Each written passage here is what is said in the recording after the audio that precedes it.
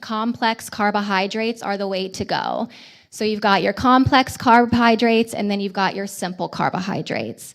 The complex carbohydrates are going to come from whole foods like whole grains, quinoa, brown rice, beans, and those starchy vegetables like corn and peas and things like that.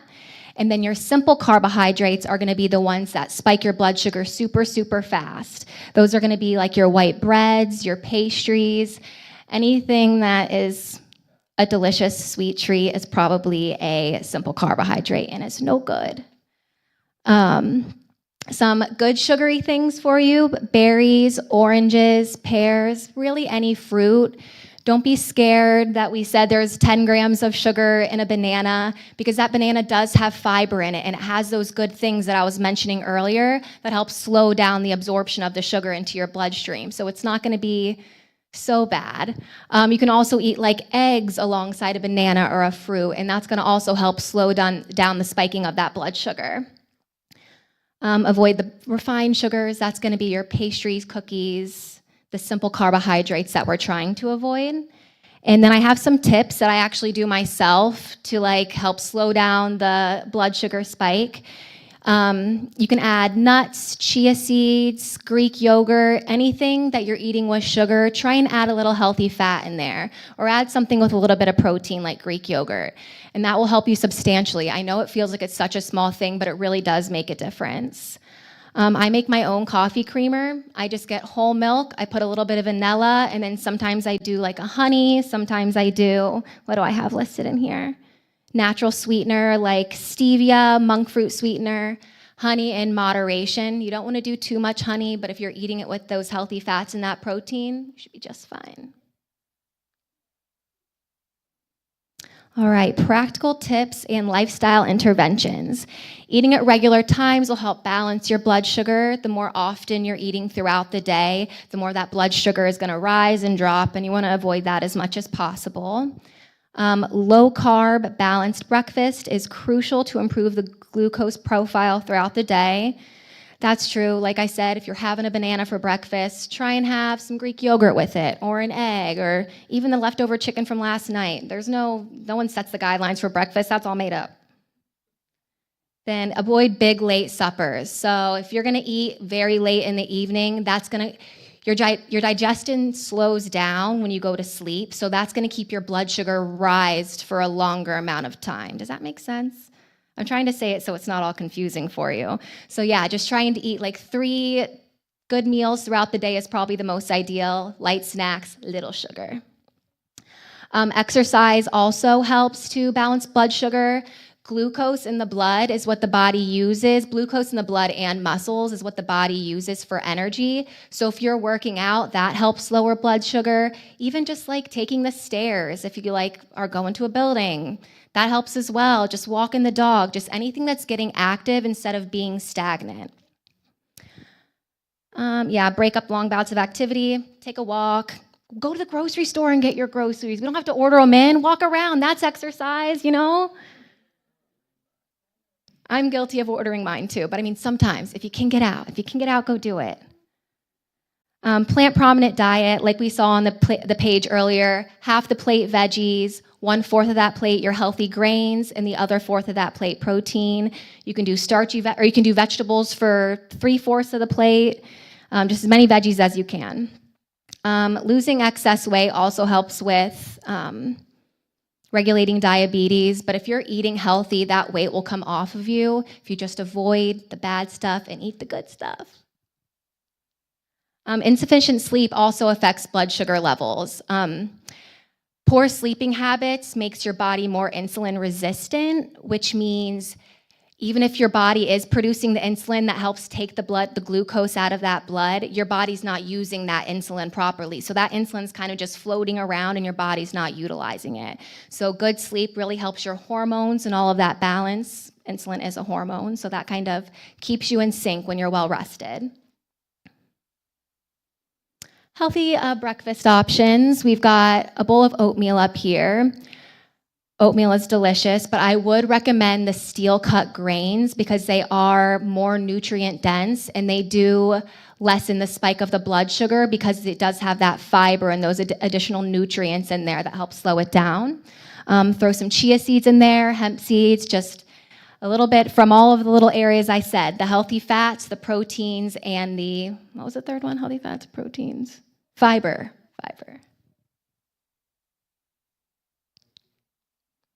Stir-fried tofu with veggies and brown rice. You see you've got your protein there, which is your tofu. You've got your little mix of veggies there, and then you've got your starchy vegetable or your carbohydrate, which is going to be the sweet potatoes in that one. Thanks. We gave you some resources, and it's also on the back of your pamphlet. So if you do need any help with finding a doctor, finding a dentist, finding your pharmacy or an optometrist, Nova Southeastern University has all of these services. So we gave you the information for that if ever you need it.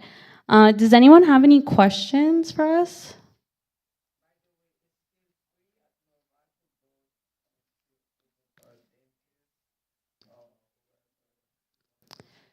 I believe if you see a student, no. Okay, so it's only if you have like the NSU insurance, I think it's free. But otherwise, you can call to make an appointment. They'll give you all of the pricing information. Any other questions? It could be about anything. About any of what we covered. Yes?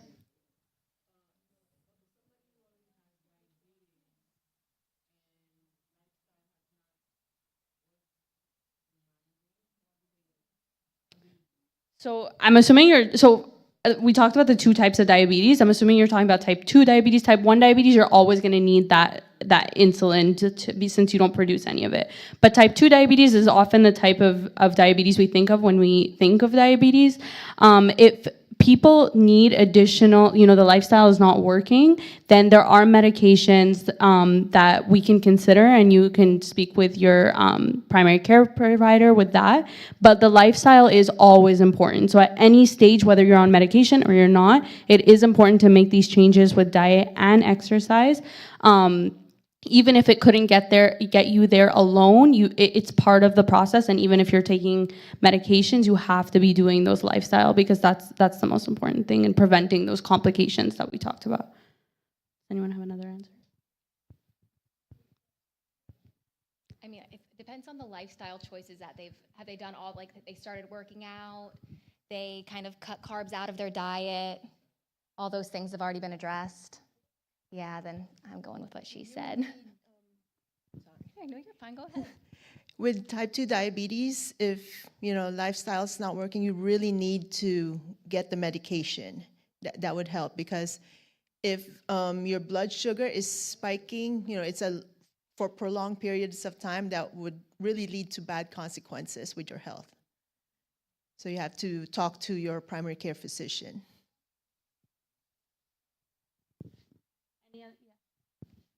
Thank you for the presentation. Really good information. So myself, I'm diabetic. So what is the best medication you can take to cure diabetes besides insulin and metformin? Medicine. So I'm a pharmacy student, so I love this question. So most of the time, if you are diagnosed with prediabetes or diabetes, the first medication your doctor will consider is the metformin. Like you said, we probably have all heard of it. It's a very easy medication to take, and it doesn't have too many side effects. So that's probably the first medication. The problem with diabetes is that sometimes you have to attack it at different angles, so there might be more than one medication that you need. A lot of the time, we'll see patients with 3-4 medications to take. So if you do need something more than the metformin, your doctor might recommend something like Jardiance or Farxiga. Those are really popular medications. They also help with if you have problems with your heart, with your kidneys. So there are more medications that you can take that also address the complications. So every case is different, and there's not a one size fits all. Unfortunately, I wish there was. But a lot of the time, your first step is the metformin, and the last step is maybe the insulin. But there's a lot of steps in between, and there's a lot of options. So it's really about finding what works for you. And it also depends on what you want. If do you want something injectable, then we can maybe consider Ozempic. I know everyone talks about Ozempic now. If you want just something, a pill, then there's pills that you can consider. So there's a lot of different options. And if you're not happy with the medication that you're taking, or you're experiencing a lot of side effects, there's a lot of options. So yes.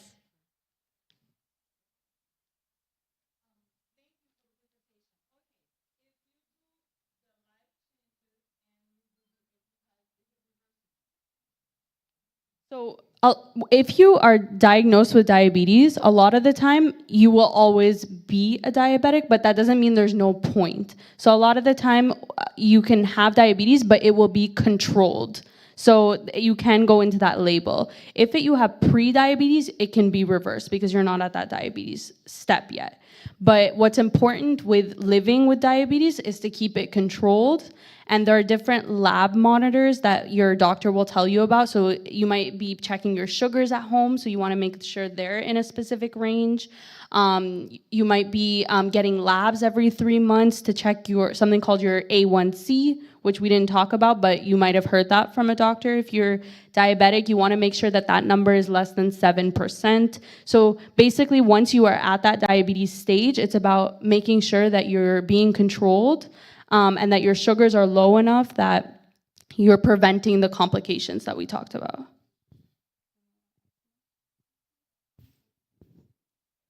No problem. Yes?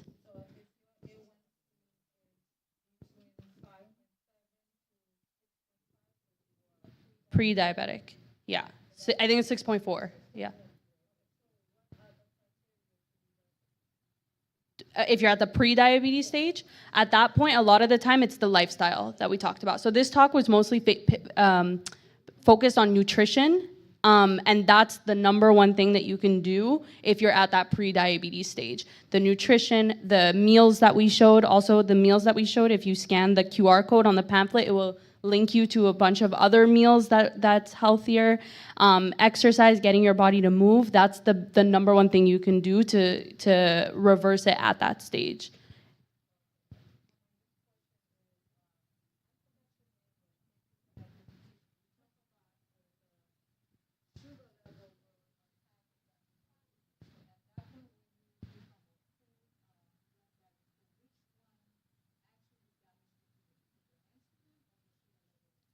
It's the sugar level.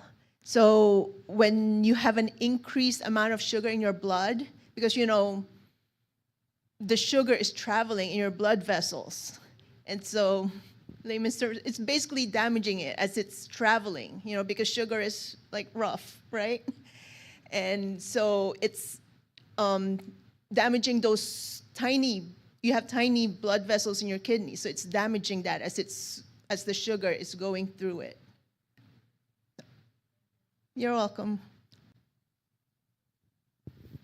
I always think about it that when you're diabetic, you have a problem with insulin. Insulin takes the sugar out of the blood. If you have a problem with insulin, that means there's a lot of sugar in your blood. So I always think of it that your blood is very sugary. It's very thick. So when it's traveling through those small blood vessels in your eyes, in your kidneys, in your nerves, it's damaging it. So that, like Cheryl said, they're very, very small vessels, and then that has complications everywhere in your body, which is why diabetes is such a problem.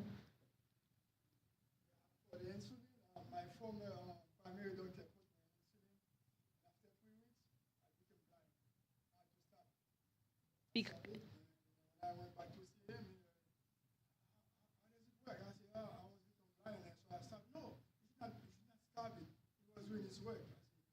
By the time it's done, I become blind, fully blind. Oh, wow. So I stop it. Okay, good. I'm glad. Thank God.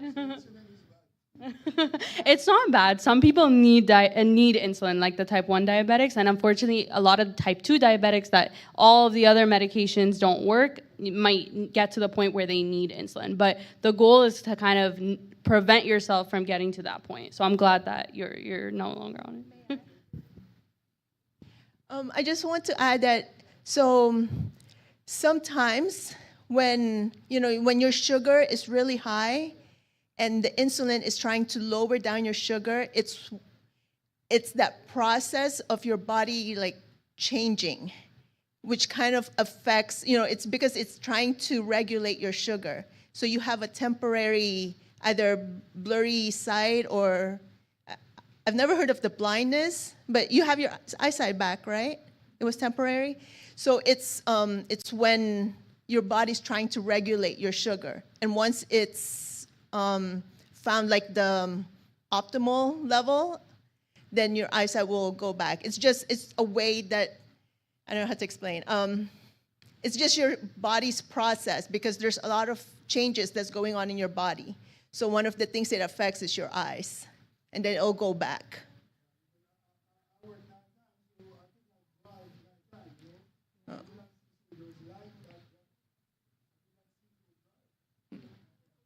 Okay. Glad you're better. I'm glad you figured it out. Do what's best for you. We can give advice, but you know what's best for you.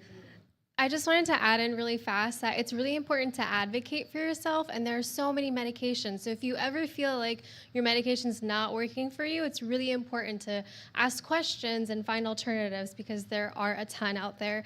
And I also wanted to add that I know some of the recipes we showed, I heard you talking about Creole earlier, so maybe they don't make sense for the Haitian community because maybe you're not eating oatmeal, and that's fine. But what you can do is go to Google and just search up like diabetic friendly Haitian recipes, something like that. And maybe you'll find something that you actually want to eat that's not oatmeal, and I totally support it. So that's also a helpful tip that might be good. There's a question. Yeah.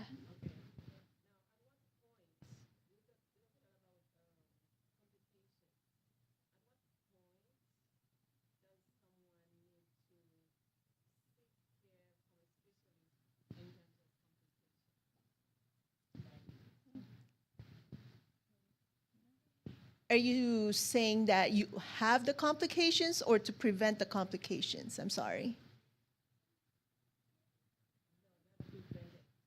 When you notice the complications, is when you should go. If you notice something's off with your body, definitely go as soon as you notice. That way you can nip it in the bud before anything crazy happens. You want to catch it early. Yeah. No.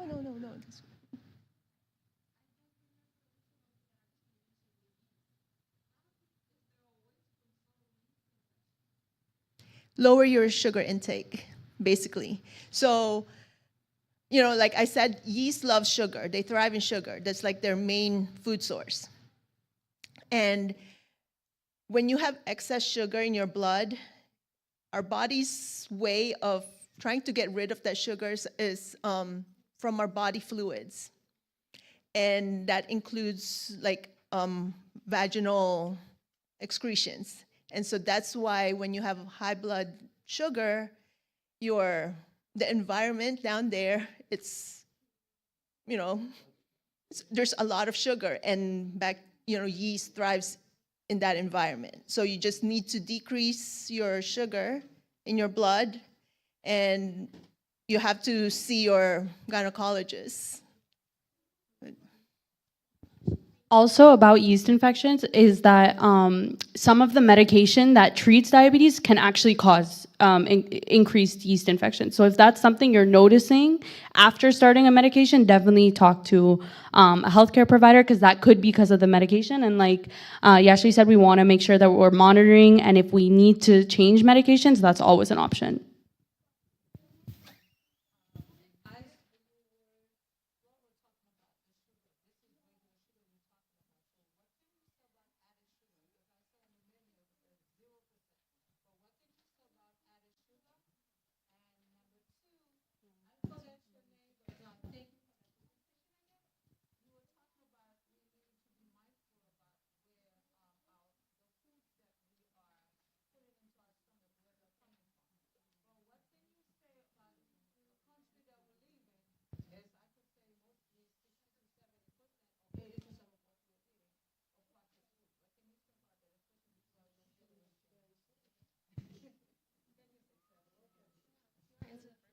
Yeah. So as far as what you can sub out for like a natural sugar, two good options are stevia and monk fruit. And also So sugar is bad for prediabetes, but if you're going to eat a sugar, you should get cane sugar, which is cane sugar or raw sugar, which is like sugar in its most pure form. So it's not refined down to its like where it's lost all of its essential like nutritional value. Anything that's refined, it's been stripped of its nutrients. So anything that's refined or heated to a very high heat, no nutrients. So like a honey would be good in very small doses because of course it is still sugar, but anything that you're using sugar-wise, just make sure you have like a protein source next to it or a fiber source next to it. So if you're gonna do, what are you talking in terms of? Like you like to put sugar in your teas or things like that? Oh, you don't do sugar at all? Good for you, good for you. So if you're doing no sugar at all, I would say monk fruit sweetener or stevia would be good for you. Okay, yeah, then monk fruit or stevia would be good for you if you're not doing honey either. I'm sorry? Dates are very high in sugar, but they are a natural sugar. So I would say in moderation, yes. In moderation, the natural sugars are okay, but I love dates. Yeah, a stuffed date's delicious. And then to answer your question about how do we try to eat healthy when everything is processed, I totally agree with that. So I'm going to give you an example of something like peanut butter. If you walk down the nutrition or the peanut butter aisle in your local Publix, you'd see 20 different peanut butters, and you pick up the most popular brand and you look at the ingredients, and like we talked about nutrition labels, you're going to see 5 different things added in there, but it's peanut butter, so it should really only have peanuts in there. So if you try to find a different brand and look at the back of it in the ingredients list, you'll see it just says peanuts. So that's kind of what you should try and think about, and it's obviously going to be really hard, and I acknowledge that finances are a big part of it too, right? You can't pay to eat organic food all the time. It gets really expensive. So wherever you feel like you can, try and find those nutritious foods that really are helpful for you. So I like to recommend Aldi for organic foods. I think it's usually lower cost than a place like Whole Foods is. So Costco also has a lot of great options in bulk, so I always recommend that as well.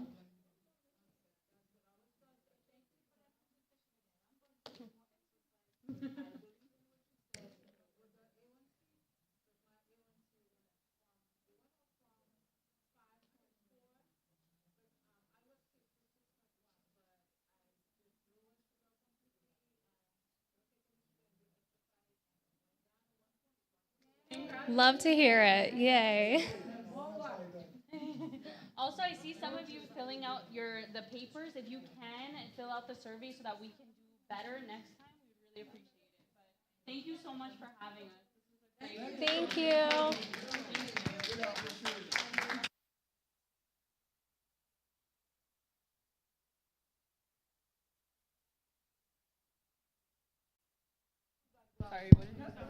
I said, thank you, Glucose Girls. We do appreciate everything you've done this afternoon. We welcome you back whenever you, probably next semester.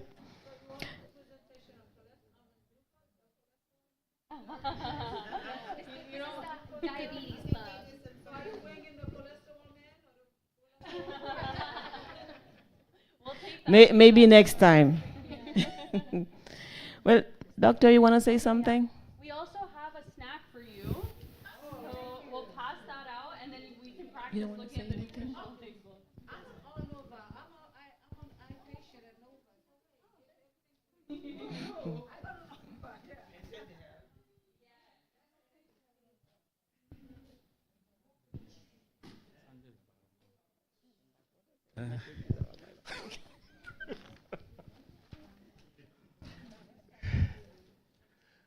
All right. Yes, information is power. And thank you for giving us power to fight diabetes. Okay, we wish that you come back next month for the next presentation about diabetes. And we want to thank the church for coming in.